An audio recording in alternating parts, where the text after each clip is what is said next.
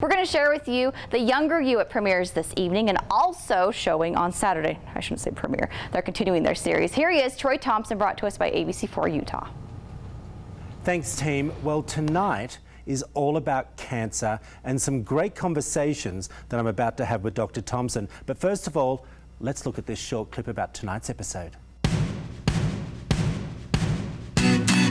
I'm Renee and I'm 65 years old. I had some skin cancer on my nose and some on the top of my head. So Renee has two skin cancer defects that we're going to be fixing today. And one is up here on her scalp. This is called a pedicle flap. And this tissue right here is connected to her nose from her cheek. And that's what this scar is right here. Dr. Thompson, thanks for joining us again. I'm happy to be here. Okay, this is a topic that not everyone likes to talk about. Cancer, skin cancer.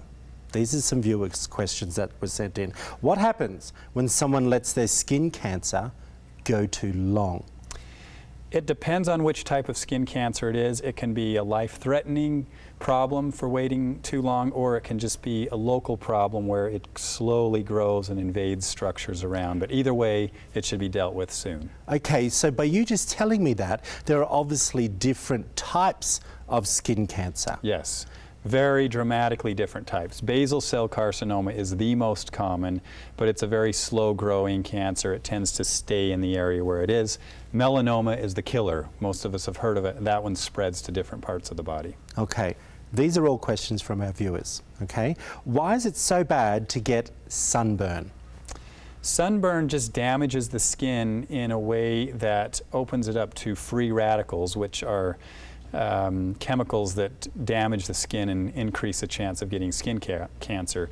It also makes the skin age more quickly. So there are lots of reasons not to get a sunburn. Dr. Thompson, another viewer writes in about tanning oils. Do they help protect the skin or do they make it worse? Now, we're not talking about sunscreen.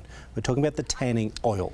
They probably make it worse because they just allow the rays to come in even more to the skin, and they're definitely a bad idea. And I think most people know these days to stay away from tanning oils. Okay, if someone has a mole, let's just say I have a mole and I go, oh, that's turning into a funny colour. Do I come and have it checked with someone like you, or do I go to my GP first? Most people have a dermatologist, so Gotcha. That's usually the place to go if you have a suspicious mole or any kind of suspicious area on your skin. You can start with your general doctor, but usually dermatologists are really specialized in looking at moles. Dr. Thompson, as the public are listening to you, how do they know they're going to the right dermatologist?